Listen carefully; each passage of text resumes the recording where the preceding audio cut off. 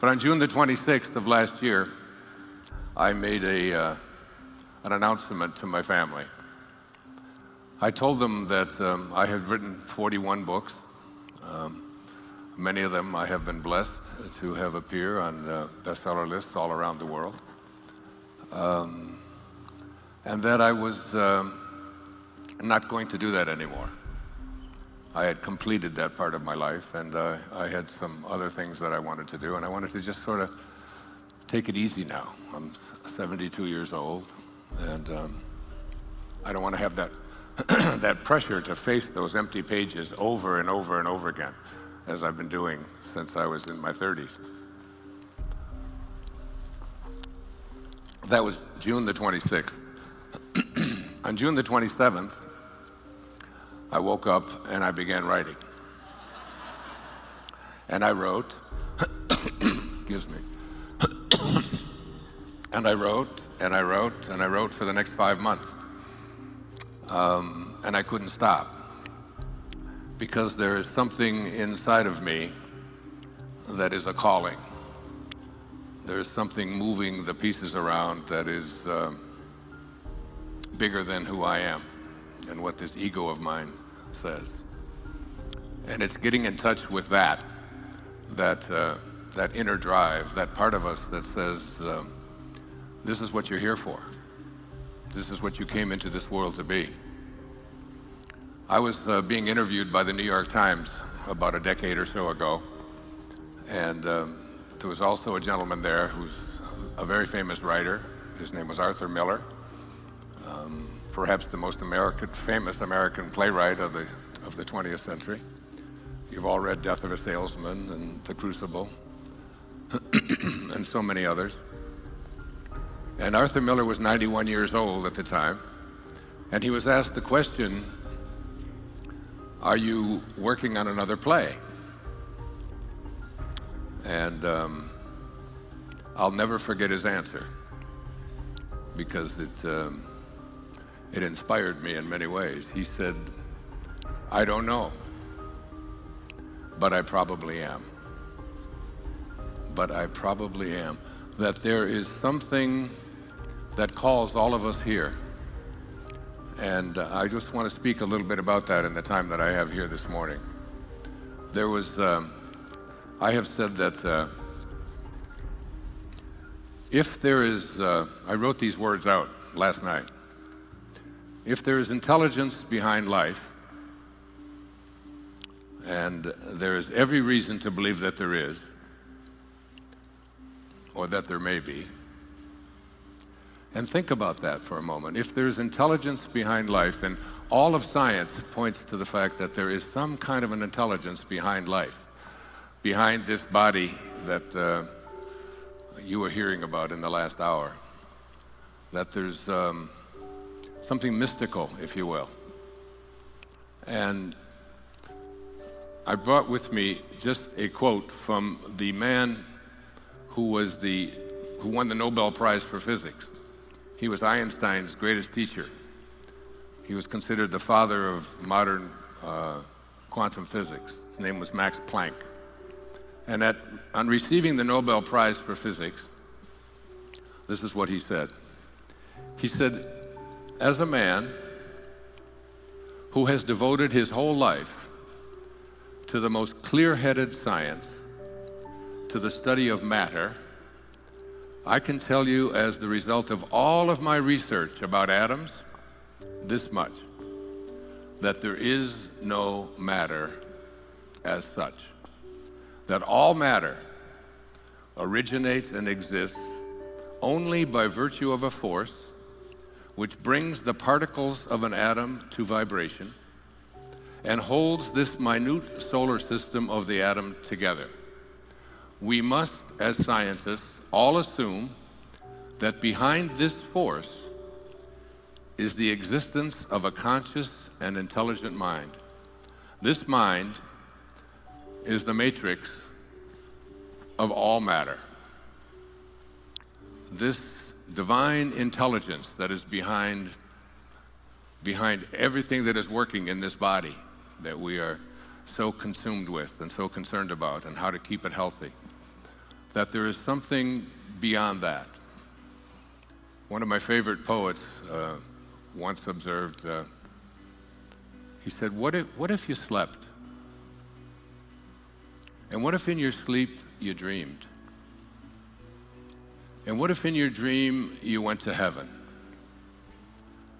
and there picked a strange and wonderful flower?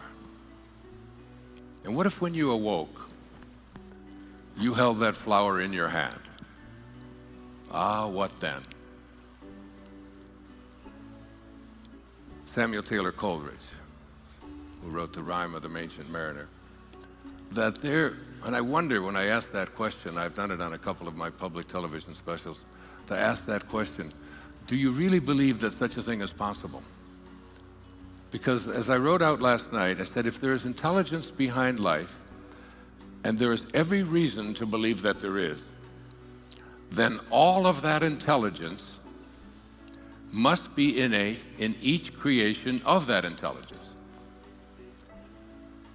This universal mind, or this, whatever you want to call it, divine mind, the great Tao. I wrote a book 8 years ago called Change Your Thoughts, Change Your Life, which was based on the ancient teachings of the Tao Te Ching by a man named Lao Tzu, who wrote it 2,500 years ago, 500 years before the birth of Christ. And in that great tome, some call it the wisest book ever written, there's 81 verses, and I decided to write an essay on each of those 81 verses and how to apply it in today's life. He said, the great Tao, God, soul, this matrix behind all of life, he said, it does nothing, and yet it leaves nothing undone. He said, each and every one of you are doing nothing. You're all just being done. There is something moving the checkers around in this checkerboard that we call our life, that Arthur Miller was referring to when he said, I don't know, but I probably am. And that I said, when I said to my children, I'm through writing books, not only have I written an entirely new book, which was 144,000 words that I couldn't stop writing. I wrote it all by hand, every word of it. It's why I'm sitting on this chair, because my neck went crazy. Sitting there, hour after hour, writing about all the significant quantum moments that have appeared in my life that turned the direction of my life from where it was headed into a right turn and sometimes into an about face. And I call this book, I Can See Clearly Now. I can see clearly that the things that were taking place when I really thought that I knew what I was doing, and something else was in charge of the whole process. One of the famous observations of one of our great humorists, Mark Twain, he said, the thing that gets you into trouble isn't what you don't know. It's what you know for sure that just ain't so.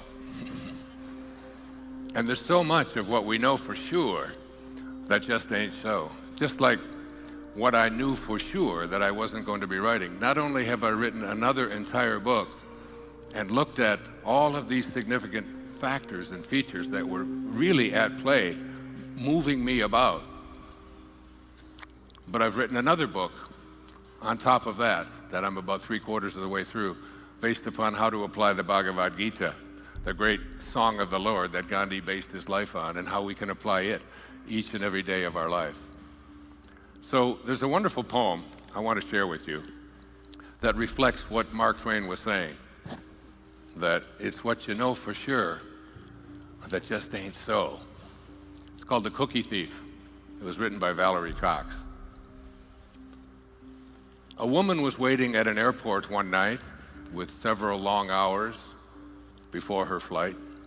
She hunted for a book in the airport shops and bought a bag of cookies and found a place to drop. She was engrossed in her book, but happened to see that the man beside her, as bold as could be, grabbed a cookie or two from the bag between, which she tried to ignore to avoid a scene. So she munched the cookies and watched the clock as this gutsy cookie thief diminished her stock. She was getting more irritated as the minutes ticked by, thinking, if I wasn't so nice, I'd blacken his eye. With each cookie she took, he took one too. And when only one was left, she wondered what he'd do. And with a smile on his face and a nervous laugh, he took the last cookie and broke it in half. He offered her half as he ate the other. And she snatched it from him and thought, oh, brother, this guy has some nerve and he's also rude. Why, he didn't even show any gratitude. She had never known when she had been so galled, and she sighed with relief when her flight was called. She gathered her belongings and headed to the gate, refusing to look back at the thieving ingrate. She boarded the plane, she sank in her seat, then she sought her book, which was almost complete. As she reached in her baggage, she gasped with surprise. There was her bag of cookies in front of her eyes. If mine are here, she moaned with despair, then the others were his, and he tried to share. Too late to apologize, she realized with grief that she was the rude one, the ingrate, the thief. Isn't that beautiful? Valerie Cox.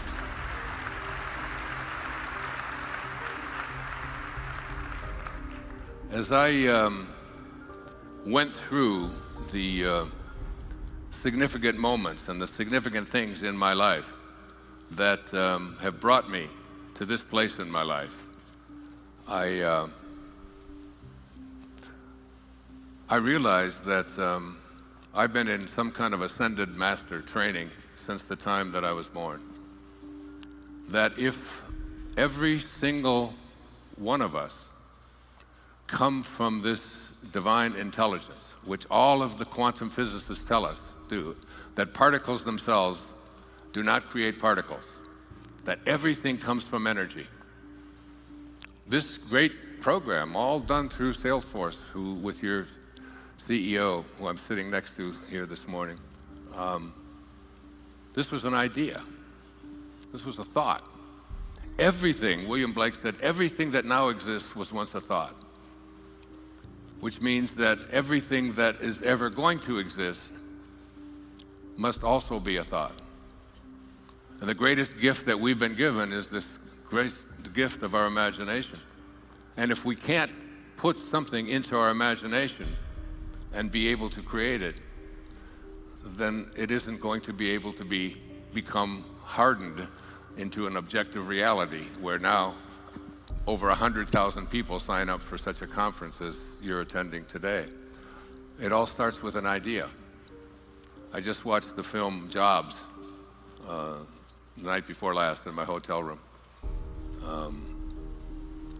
And I can really relate, even though I think he might have missed out a bit on the kindness factor, but I can relate to this notion that when you have a dharma, when you have something that you came here to do, when there's a calling that you have, when there's an excitement that takes place within you, and when you can't let go of that excitement, that's really God talking to you. That it's the invisible part of you, it's the soul that says, the soul of ours, this invisibleness that we carry around. I mean, we can all find the command center. All the brain surgeons can go in and they can look and they can say, this is the command center where this causes this thing to happen, this causes that thing to happen. If I say I'm going to wiggle my finger, and you say, well, and then I have a thought, and then that thought gets transferred and 1 trillion cells start working, and my finger wiggles from a thought. And we can find the command center, we can cut it off, and we can do things inside the brain. But no one has ever been able to find the commander in the command center that says, I think I'm going to wiggle my finger. I think I'm going to move my left foot. I think I'm going to write a book. I think I'm going to create something. That place of being aligned. Herman Melville, writing in Moby Dick. This really relates to me because I live on an island, as does Mark. I live on Maui. He lives on the Big Island. And I'll be there tomorrow morning in the ocean. Melville said this in Moby Dick: "For as this appalling ocean surrounds the verdant land, so in the soul of man lies one insular Tahiti, full of peace and joy, but encompassed by all of the horrors of the half-lived life." The half-lived life. When I get to the time when I leave this body, I will never say that I lived the half-lived life. I understand what Steve Jobs was saying when he would feel something so deeply inside and would be surrounded by people who couldn't share his vision, that there's something inside each and every one of us that drives us. And I was trained earliest to be a Jungian analyst by Carl Jung. And Carl Jung once observed, he said, he was talking about this idea that within each and every one of us there is this purpose. And he said, at the same moment that you are a protagonist in your own life and you're making choices, at the very same moment, you're also the spear carrier or the extra in a much larger drama. And he concluded that, and I've never forgotten this. He said, all of you are doomed to make choices. It sounds like such a paradox. If you're doomed, how can you be making a choice? So let me bring it into looking first at your own body. And you heard the doctor speaking before about your bodies, and so much of what he was saying I align with and relate to. Our bodies are what we are given to live out this incarnation, this time on this planet. I happen to be given a male body that's about 6'2", and it has hair that used to grow on its head and now grows in its ears, and all of these things. This is what I was doomed to. I mean, I'm not going to be in a female body. I'm not going to be in a body that has brown eyes when I have blue eyes, and so on. So in a sense, you are given this body. But you also have choices to make. And the choices that you make within this sense of being doomed, which is what he meant when he said you're a protagonist in your own life, but you're also a spear carrier in a much larger drama. That there is something bigger moving all of these pieces around. And this thing that is bigger, that is moving the pieces around, is something that you have to align with. And you can align with it in your body by treating it well, by feeding it the applause line, real food, by exercising, by watching how you relate to this body. You can make a huge difference, but you're still in this context of being doomed to make choices. Now look at the rest of your life. All of the things that brought you to this place, to this day right here in your life. And most of us have come into this into this place where we don't recognize this fundamental truth that within each and every one of us there is this this capacity that I have in one of my most recent books called Wishes Fulfilled. I call it the I am discourses. The word I am. See, if you want to be able to change something about yourself or to align yourself with this divine mission in which you say, yes, I have been doomed to do all of these things, but there are choices that I can make so that Rumi said that at the moment you are born, a ladder is placed before you to help you to escape from this world. So here's this ladder, this metaphorical ladder that is placed before us, and there are rungs on this ladder until you reach the top. The top of this ladder, I call it divine love. It's what T.S. Eliot spoke about. I use a lot of poetry because I write a lot of poetry and read a lot of poetry and believe that poets can speak to us in language that is very different than what scientists often speak. T.S. Eliot said that we shall not cease from exploration. But at the end of all of our exploring will be to return to the place from which we originated and to know it for the first time. Now, he was speaking about death, I believe. I'm not. I do not think that we have to leave our bodies in order to understand this divine intelligence from which we originated. I had a wonderful meeting back in the early 1970s, late 1970s, with Buckminster Fuller. He's a great scientist, great man. We were speaking together at a conference in Denver, Colorado. And after the conference, he said, all of us are born geniuses, but life itself seems to de-genius us. We are all pieces of God. If we came from a divine intelligence, and all of that intelligence must be in all of its creations, then all of it must be in us, in each and every one of us. That all of us have these enormous capacities, these powers to be able to heal ourselves and to heal others, to manifest what it is that we want to place our attention on, to be able to create massive changes in our world, to bring peace to a place where there's so much violence and hatred. The Dalai Lama once said that if we could take every child on this planet at the age of 5 and teach them to meditate for 1 hour a week,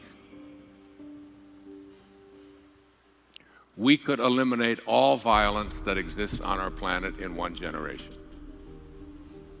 Imagine 1 hour a week as a child, just thinking about compassion. We have so much violence in our world because we have violence in our heart. The violence that we have in our heart is because we have left our source of being, and we fill ourselves with rage and beliefs about who we are. But the truth is that most of us can't answer the simple question about who we are. I had a great teacher in India. His name was Nisargadatta Maharaj. My friend Deepak Chopra, who will be speaking here soon with me, introduced him to me. And I read his great work, I Am That. And he was asked the question, what is real? Master, what is real? And his response was, that is real, which never changes. Everything else is illusion. So, how does this apply to each and every one of us? What is there about you that has never changed? I have a picture of myself when I was 21 years old on the wall at home, and that was 50 years ago. There's not one cell of that body, that 21-year-old body, that's left here on this planet. It's all gone, every cell. And yet, I still persist. Here I am, in this body. And I sit here now in this 73-year-old body believing that this is me. But an hour from now, this body that I'm sitting in here will be a different body than the one I walked up onto the stage with. That everything in this physical domain is in a constant state of change, except for that invisible divine spark, the part of us that is real. And that part of us has a knowing about who we are and what we came here to be. Emily Dickinson, I just watched, Julie Harris just passed away about 2 months ago. And they announced that on TV, and I was watching, and she was 87 years old. And she portrayed Emily Dickinson in a film called The Belle of Amherst. She was from Amherst, Massachusetts, born in 1830. And so I ordered it. I had my children order this film for me, and they sent a copy of it to me. And it's a 2-act play. And it was Julie Harris just being Emily Dickinson, this recluse of a woman who wrote so much beautiful poetry. And she once said that, and when it was over, I watched the thing by myself in my writing space, in my sacred place. And as I watched it, I stood up when the audience stood up, and I gave her a standing ovation for as long as the audience could. I could not stop myself. It was so brilliant and so beautiful, something I encourage you to do. Julie Harris was just magnificent. I couldn't imagine being on stage and being so brilliant for such an extended period of time. Because I could not stop for death, he kindly stopped for me. The carriage held but just ourselves and immortality.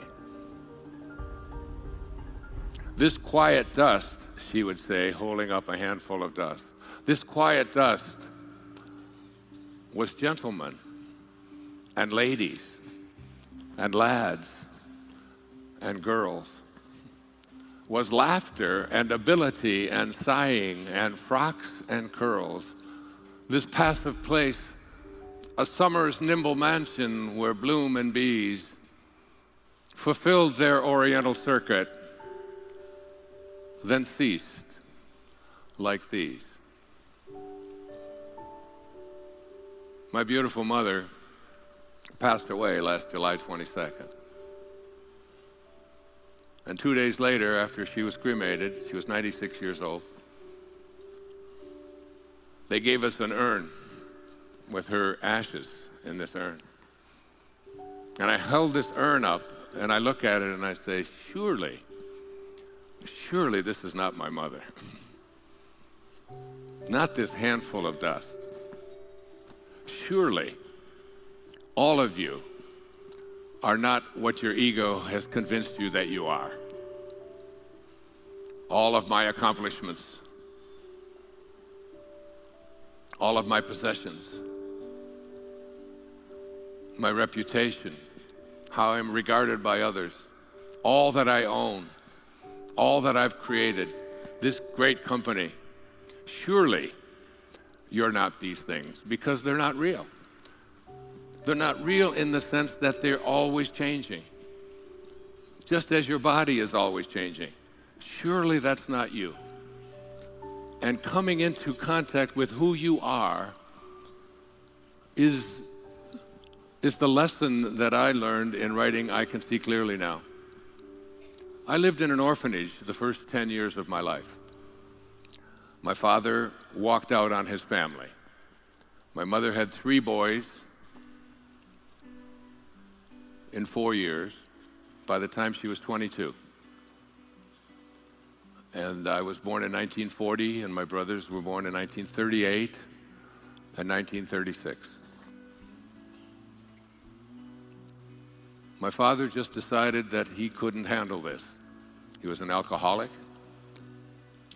He spent some time in prison. He was a thief. He was, by all accounts, the most evil of people. The kind of man that I did find difficult to have any love for who would just walk away from his family responsibilities. My mother was able, when I was 10, by 1949, to remarry my father in another body, another alcoholic, abusive man that I lived with for 5 years. Because life gives exams, I guess, and if you don't pass them like algebra, you take it over until you get it. And that's what she did. And so I was reunited with my family. My middle brother, David, and I were together through all of the foster homes and all of the orphanages that we lived in, all of the random abuse and craziness that went on in those years. And we were finally reunited. And in the 4th grade at Arthur Elementary School on the east side of Detroit, I had a teacher. Her name was Mrs. Engels. And every day she would read to us. And she would read to us from 10 minutes to 3 until 3:15, provided that the class was good, meaning that they weren't noisy and rowdy and that we had to keep quiet in order to listen to her read this particular book that she read, which was a turning point in my life at the age of almost 10. It's why I know that there's something moving the pieces around in every single one of our lives. And what we have to do is we have to find our excitement and what it is that makes our soul feel good. And then stay with that, independent of what others might say. So I became the enforcer in the 4th grade at Arthur Elementary School, because when anybody would start to talk, I would walk over to them, or I would get them and tell them that they were not going to get to hear the story. And nobody really was that interested in hearing the story except me. I was just enthralled by this story. And the story was The Secret Garden. It was written in 1909. And it was the story of a little orphan girl, only I was a little orphan boy, who had just been reunited with his family, just met my oldest brother, didn't even know him before, my brother Jim. And I was finally living in a family and had a stepfather, but he was drunk every day. But what I learned in reading The Secret Garden, listening to The Secret Garden, is that there is a secret garden inside each and every one of us, and that door opens inward. And there is a place within each and every one of us where we can see God at work. We can see God within ourselves. We can know that we are pieces of God. We are sparks of God. We must be like what we came from. We came from this intelligence that Max Planck spoke about, the matrix of all matter. And all of its creations must contain all of its intelligence, so that it's in all of us. The ability to have that secret place, that inner Tahiti, full of peace and joy. There was a little boy in that book named Dickon who always looked at the positive side of everything. He could just never talk about death, and he would never talk about sickness, and he'd never talk about what was wrong, because he said, what you talk about, you become. What you think about becomes your reality. I was 10 years old. It's almost as if I had to have a conversation with God before I got here. And because I told Serena, my daughter, many times, if you don't like the way I'm parenting, because she would always give me little lectures about how I was doing it wrong as she was growing up as a teenager. And I'd say, if you don't like the kind of father that I am, then you should be very careful and recognize that it isn't my fault. I'm just doing what I know how to do, and you picked me to be your father, and if you didn't like the kind of father that I am, you shouldn't have picked me, you should have picked someone else. And she looked at me and said, you mean to tell me that I picked you before I came in? I said, exactly. It's an infinite universe, and you had to get here, and you needed someone, and I was the one you needed, and Mom was the one you needed. And so you're telling me that I chose you? I actually chose you? I said, yes, you did. And you should be very careful when you make decisions like that. And her great line to me was, I must have been in a hurry. And I feel that as if I had a conversation with God before I came into this world, and God said to me, what is it that you would like to do while you're here this time around? And I said, I'd like to teach self-reliance. That's all I've done since I've been here. I've written 41 books on this subject of relying upon yourself and trusting in yourself and going within. As my evolution has taken place, my writing has taken place. I've written from my heart all these years. And God said, then we better get your little ass into an orphanage. Because when you're in there, you will learn to rely upon yourself, because there's not going to be anybody else there to do it for you. And I look at the first 10 years of my life and taking care of my brother David, who was 16 months older, much smaller. He was very sickly, and I had to struggle to help him and to keep bullies away from him and so on. I can look at those 10 years of my life as the early training ground. My stepfather was a Roman Catholic, and on Tuesday nights in 1953, when I was 13 years of age, there was a very famous comedian, American comedian. His name was Milton Berle, and they had the Milton Berle show, sponsored by Texaco. Uncle Milty, some of you may remember. But opposite the Milton Berle show on Tuesday nights was another show. There were only 3 channels in those days. We had a little black and white Admiral television set. We'd sit around and look at this. And there was this man who would lecture on Tuesday nights opposite Milton Berle. His name was Bishop Fulton Sheen. And my uncle, my stepfather, Bill Drury, loved to watch Bishop Sheen. And I used to come, and I was 13 years of age, and I would watch Milton Berle only on the commercials, because Bishop Sheen fascinated me so much that I would actually bring a notepad, and I was taking notes on what he would say. And the name of his show, does anybody remember the name of his show back in 1953? It was called Life is Worth Living. In the 41 books that I've written, the subtitle on every one of them could have been, Life is Worth Living. There is something deep within each and every one of us that allows us to know that life is worth living and that we can make a difference in this world. And whatever it is that creates that excitement within us is really our connection to God.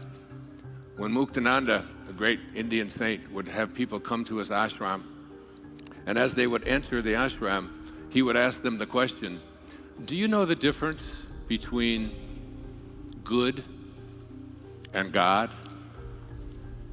And if people would say no, they didn't know, he would take his hand and he would go like this and make a little zero.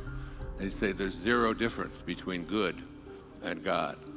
So whatever it is that makes you feel good is really God. If it's your soul that makes you feel good, and if it doesn't inhibit anybody else from being able to feel good, then that's your dharma. And you have to go with your excitement.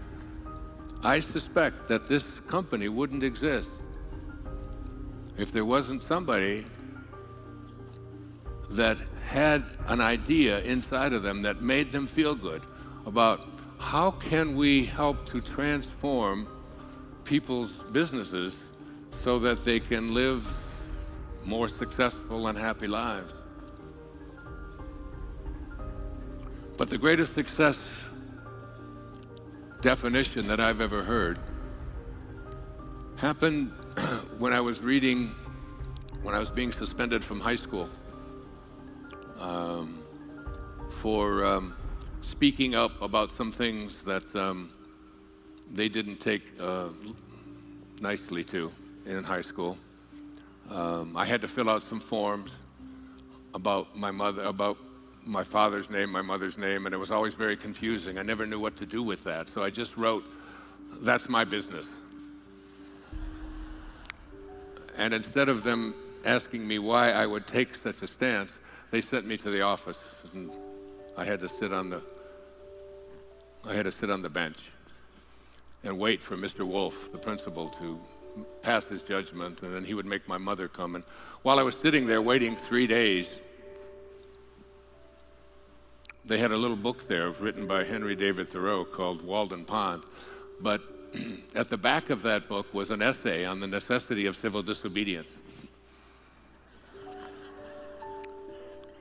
And I figured if they put that book there, that must be there for a reason. They must want people like me to read it. And so when I had my meeting with Mr. Wolf, and my mother had to come from work and take 3 buses to get there, and I explained why I had said what I said, and that we have to stand up against these silly things. And this wasn't the first time I was there in that office. But Thoreau said this in that essay on the necessity of civil disobedience. That is, when things are out there that you don't agree with, that you have to go within and find something inside of you that says you have to stand up for it. I know, because when my own mother was born in 1916, women couldn't even vote in the United States until she was 4 years of age. And that didn't happen because people obeyed the rules. That happened because people took the role of civil disobedience and said, there's something inside me that says this is wrong, and I'm willing to fight for it. Tomorrow is the anniversary of a day that changed my life forever. Except November the 22nd, 1963. I was a marcher during the civil rights days. I was in the United States Navy when it was segregated. I walked into a coffee shop in Havre de Grace, Maryland with my friend Ray Dudley from Chicago, who was African American, and they refused to serve either one of us because he was black and in the uniform of the United States Navy. That wasn't very long ago. I was outraged and horrified by such conduct. And the man who said, we're going to change that, put hope in my heart. And the day that he died, I was at Wayne State University in Detroit, driving up Crane Street. It's on my Facebook page today. I wrote a whole thing about it. It's a chapter, and I can see clearly now, because I decided that I wanted to be someone who could make a difference in this world, who could end that kind of hatred and horror shows that was so present back there in the 60s and 70s. The United States Navy was segregated when I was in it, and it was an outrage to my soul. And I just like to say a little prayer, I guess, for the 50th anniversary of this man who made me believe that one person can make a difference. He put hope in my heart and in my soul. And Thoreau's definition of success was this. He said, if you advance confidently in the direction of your own dreams and endeavor to live the life which you have imagined, you will meet with a success unexpected in common hours.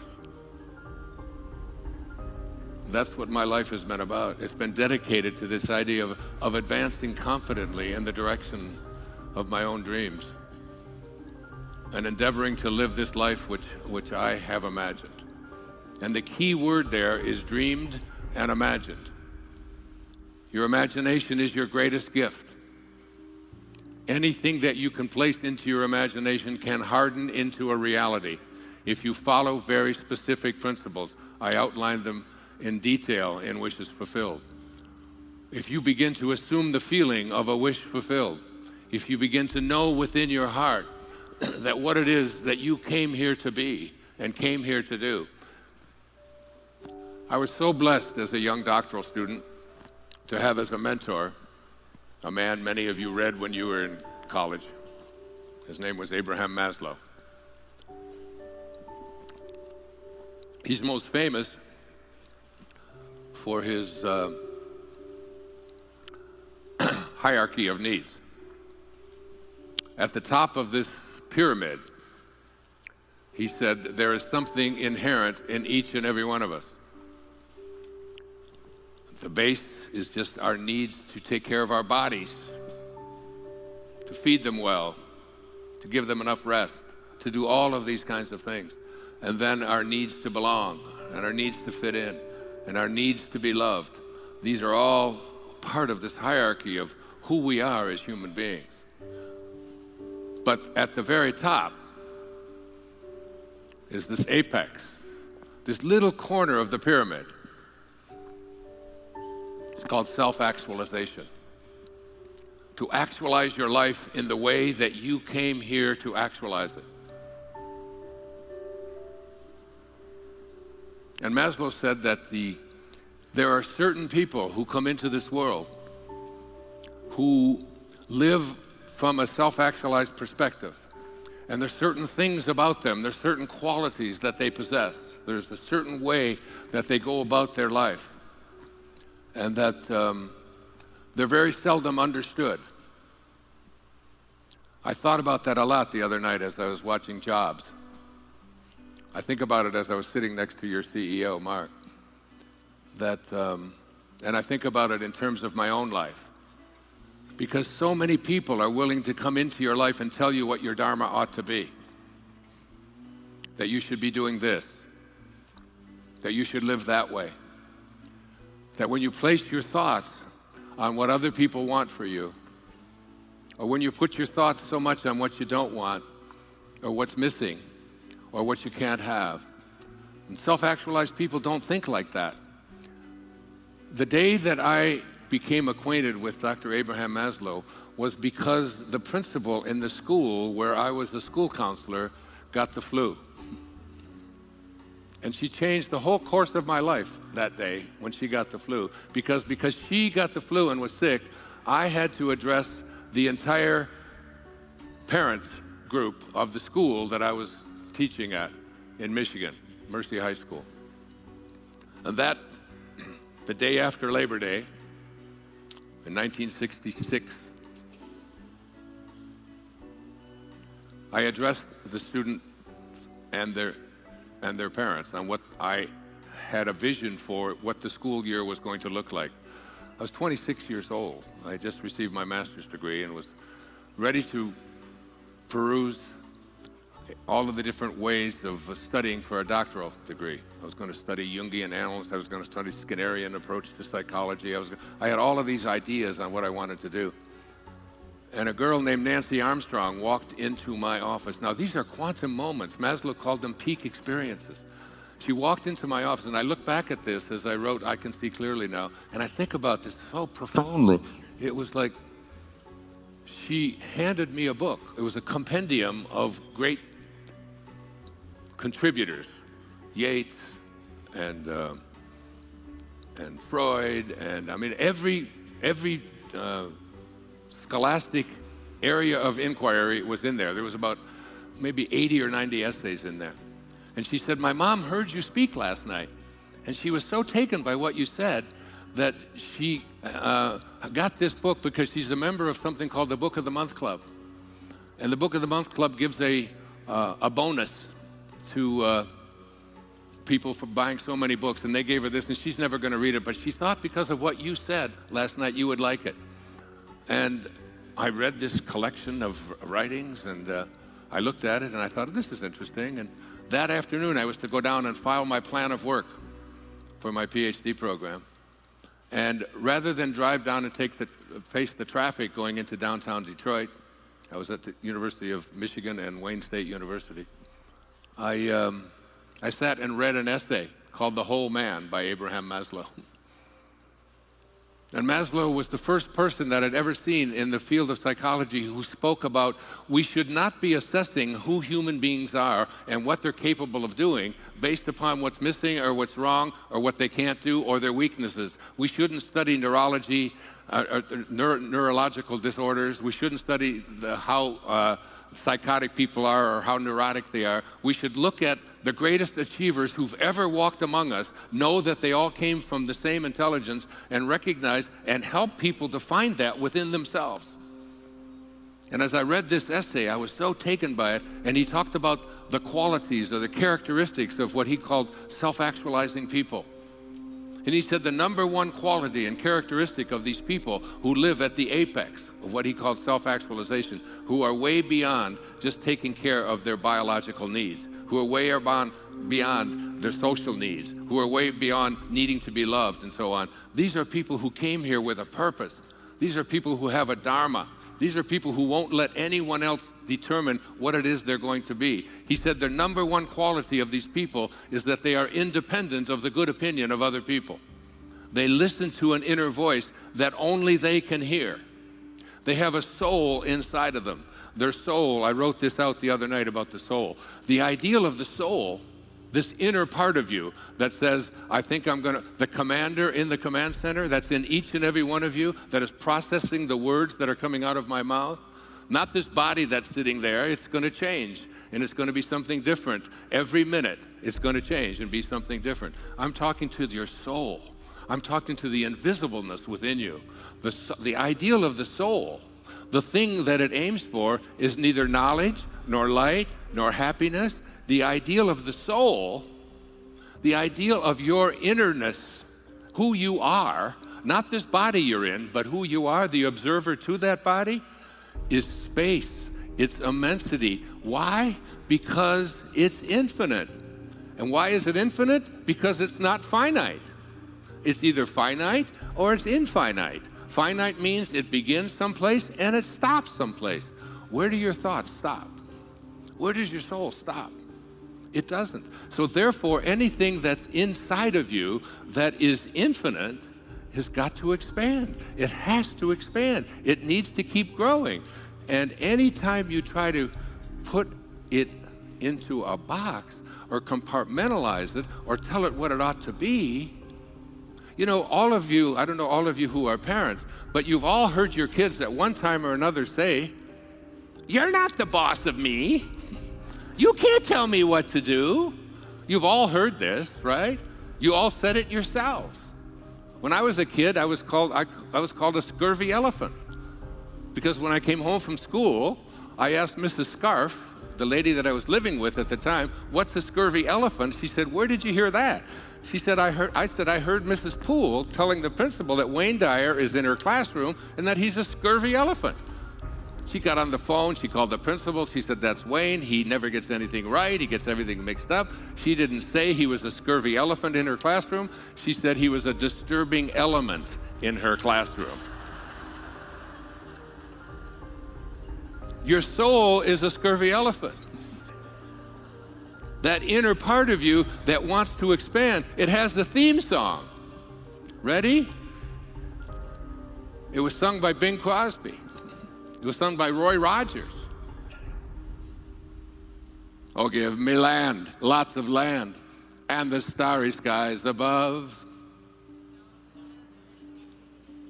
Oh, let me ride through the wide open spaces that I love.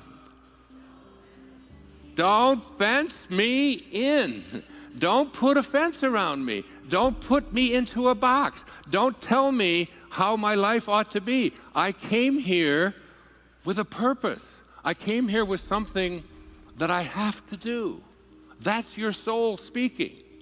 And a person like Steve Jobs doesn't take kindly to it. The ladder that I spoke about that Rumi placed before us at the beginning of our lives to help us to escape from this world helps us to deal with this whole idea that we are doomed to make choices.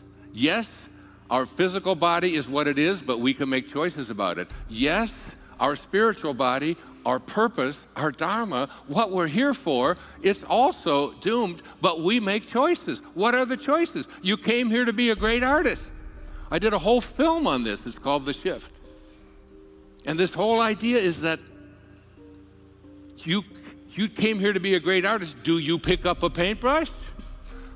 Do you do what Van Gogh did? You just go out there and paint because it's in your soul? Because the second characteristic of self-actualizing people, according to Maslow, is that they are detached from outcome. They don't do what they do because of what result is going to come to them, because of how much money they're going to make, how much prestige they're going to get, how big their business is going to grow. That is not what motivates self-actualized people. What motivates self-actualizing people is, this is my calling. I found myself reading the Bhagavad Gita for the third time in the last 3 months. I just keep reading it over and over, just like when I did the Tao 8 years ago when I turned 65 and couldn't stop it. And the teachers showed up. The Buddhist proverb is that when the student is ready, the teachers will appear. It's not whether there's teachers there, there's teachers everywhere. Everything is a teaching. The question isn't whether the teachers are there, the question is, how willing are you to pay attention? How willing are you to listen to that inner voice that no one else can hear? That little scurvy elephant in there that says, you're not the boss of me. You can't tell me what I'm here for. You have to, it takes a kind of fearlessness, because fear is such an omnipresent force in our lives. You hear the doctor talking about cancer, so much of it. I just had a person on my last public television special named Anita Moorjani, who wrote a book called Dying to Be Me. An amazing book, an amazing woman who had end-stage cancer. She was down to 82 pounds. No one who had ever had that level of cancer had ever even survived. She had hours to live. They were whispering in her ear. She was flatlined practically.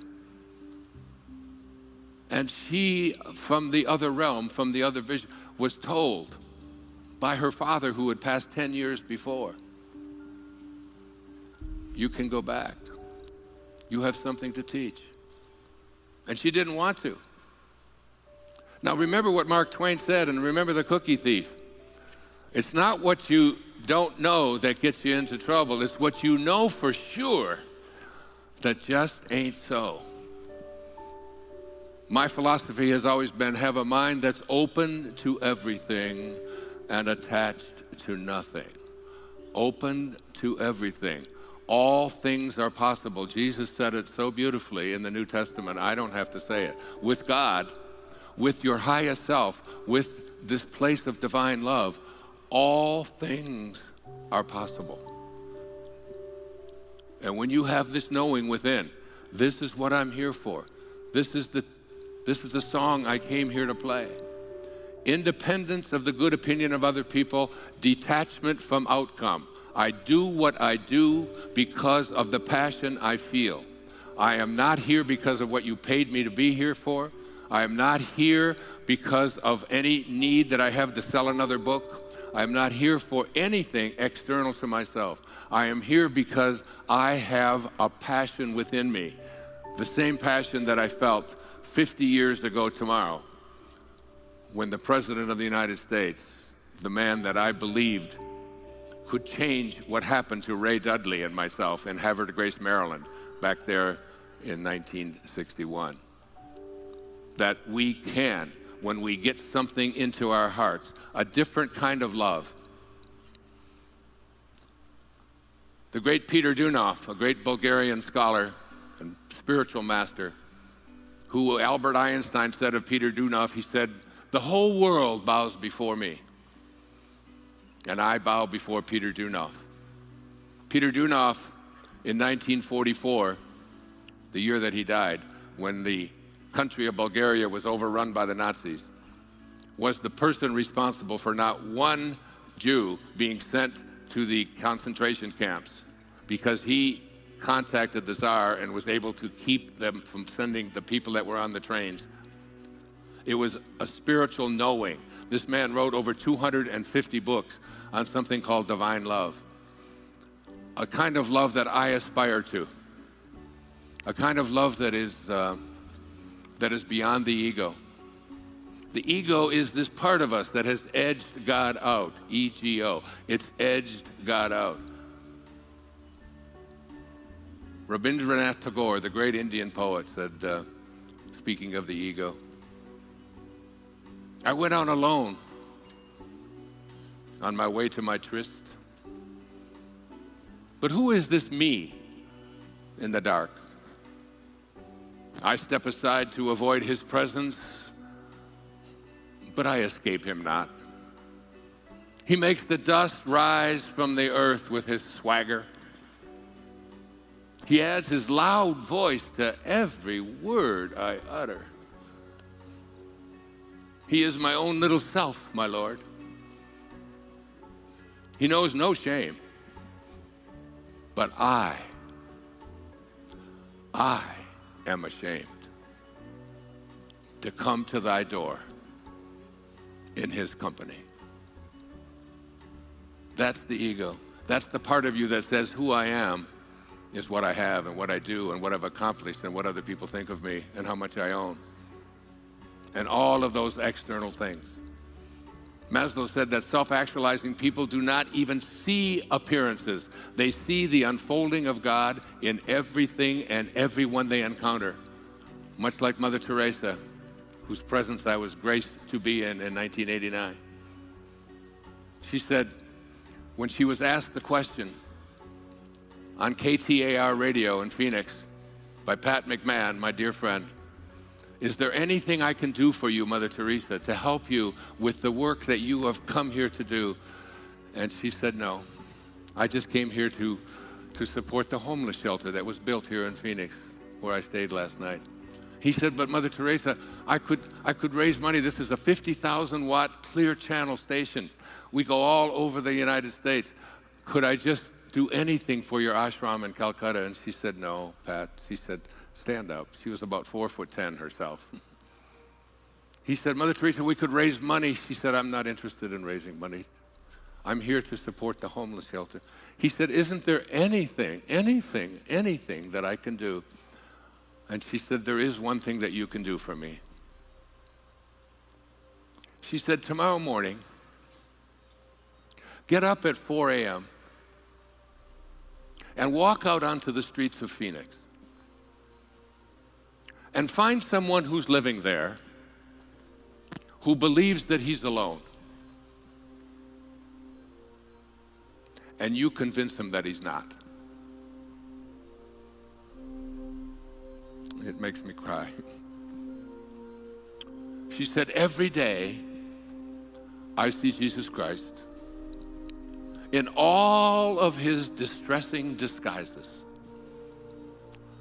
This is what Peter Dunoff talked about with something called divine love. He said there are three kinds of love. There's human love, and human love is a love that changes, and it's a love that varies. And we all know that kind of love. I love you, but you forgot my birthday, not so much.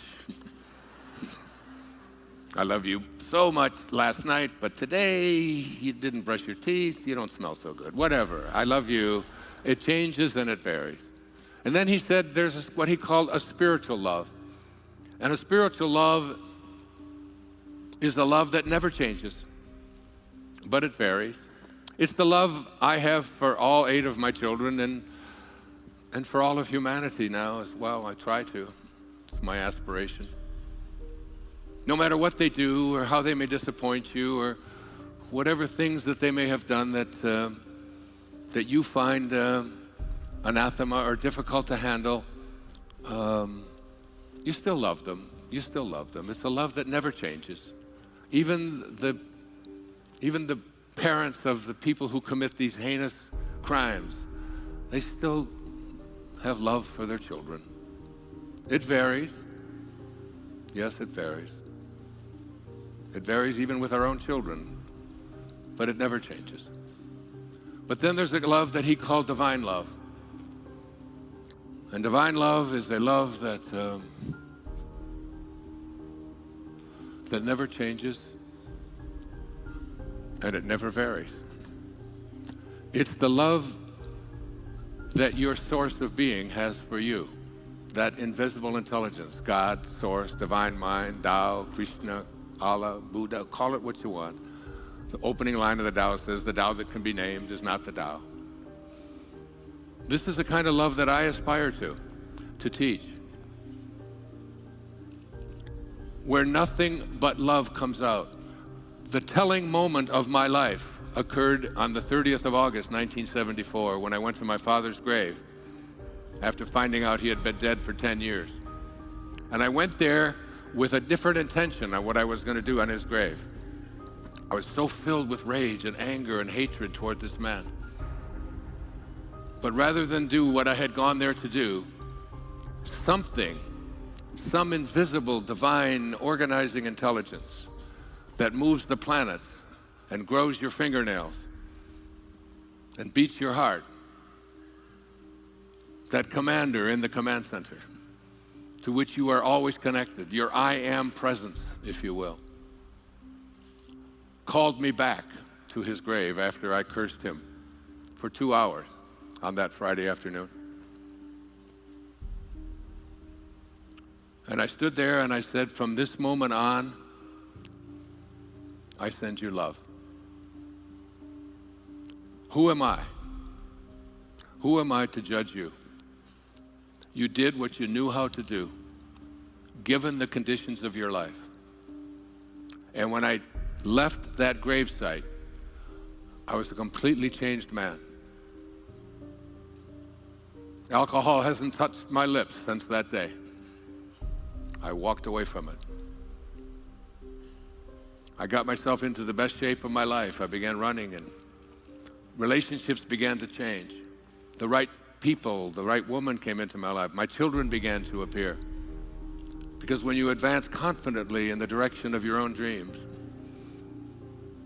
and endeavor to live the life which you have imagined, you will meet with a success unexpected in common hours.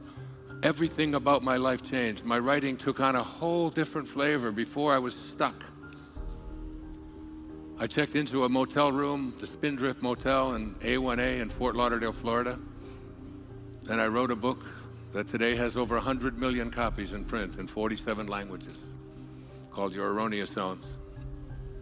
It came because the rage was gone. Mark Twain once said that forgiveness is the fragrance that the violet sheds on the heel that has crushed it. That's divine love. It's the love that Hafiz spoke about. Even after all this time, the sun never says to the earth, you owe me. Just think what a love like that can do. It lights up the whole world. If we can get the hatred out. I brought a poem. I just did a new public television special. And I closed it with this. We built a treehouse. It'll be airing beginning in June. And I speak about divine love, and I do a seminar every year in Maui. You're welcome to come. Well, you're almost welcome. It's almost sold out. But I do it with, this year I'm doing it with Anita Moorjani, myself, and Immaculée Ilibagiza, the brilliant Rwandan woman who survived the Holocaust of 1994 through her faith in God. Saints that I'm going to be presenting divine love 2 days in January. But this is one of the favorite poems. It gives me what my kids often call the tinglies. That goose flunch. Goose? Did I say goose? It's like goose, only it's goose. Goose flesh. It's called In a Treehouse by Hafiz. And we built this beautiful treehouse, and it's you'll love it. You'll see it on PBS. Light, said Hafiz, will someday split you open, even if your life is now a cage. For a divine seed, the crown of destiny is hidden and sown on an ancient fertile plain that you hold the title to. This is where you came from. This is what I spoke about with T.S. Eliot when I first came out. This whole idea that there is an intelligence that you will come to know. Listen, for a divine seed, the crown of destiny is a hidden and sown on an ancient fertile plain that you hold the title to. This is your destiny. Love will surely bust you wide open into an unfettered, blooming new galaxy. Even if your mind is now a spoiled mule, a life-giving radiance will come. The friend's gratuity will come. Oh, look again within yourself, for I know you were once the elegant host to all the marvels in creation. From a sacred crevice in your body, a bow rises each night and shoots your soul into God. Behold the beautiful, drunk, singing one from the lunar vantage point of love. He is conducting the affairs of the whole universe while throwing wild parties in a treehouse, on a limb, in your heart. Hafiz. Poetry, so beautiful. When you take that last breath, your body, my dear friend Ram Dass that Mark was speaking to me about before, who lives with me on Maui, when he celebrated his 80th birthday, we were all asked to just say something special to him, and he's one of my dearest and closest friends who wrote Be Here Now and was instrumental in one of those turning points that I wrote about, and I can see clearly now. And I gave him a line from William Butler Yeats, the great Irish poet. I said, Ram Dass, this is what Yeats said about an old man. He said, an aged man is but a paltry thing, a tattered coat upon a stick, unless soul claps its hands and sings and louder sings for every tatter in its mortal dress. We're all just tattered coats on a stick, unless we find our soul, that part of us that doesn't want to be fenced in. The great Patanjali, 2,300 years ago, when you are inspired by some great purpose, some extraordinary project, all of your thoughts break their bonds. Your mind transcends limitations. Your consciousness expands in every direction. And you find yourself in a new and a great and a wonderful world. And then he said, dormant forces, that is, forces that you thought were dead and inaccessible to you, dormant forces, faculties and talents come alive. And you discover yourself to be a greater person by far than you ever dreamed yourself to be. You discover yourself to be God, to be a piece of God, that intelligence that is in all of its creations. Said Rumi, you who seek God apart, that which you seek, thou art. If you want to seek the beloved's face, polish the mirror and gaze into that space. Because in every moment of your life, ladies and gentlemen, I promise you, you have this choice. You can either be a host to God or a hostage to your ego. It's your call. Thank you, and God bless you. Thank you. Thank you so much. Thank you. Thank you. Thank you. Thank you. Thank you. Thank you. Namaste. Thank you very much. Thank you so much, Wayne. I don't even know where to start. I'm worried I'm the stubborn mule of your last poem. So this session is all about all of these folks whose lives are filled with hectic everything, thinking about their personal health. How do you define personal health?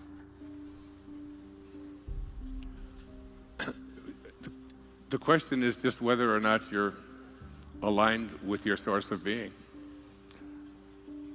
We all have one free will, and our free will is the choice to be connected to that from which we originated or disconnect from it. And the way to stay disconnected to it is not to identify with your body and its health. It came into this world at the moment it was supposed to, and it will leave, and you have choices. Melville said that God's one and only voice is silence. And Blaise Pascal, the great scientist and philosopher, said that all of man's troubles stem from his inability to sit quietly in a room alone. Learn to connect to God, whose one and only voice is silence.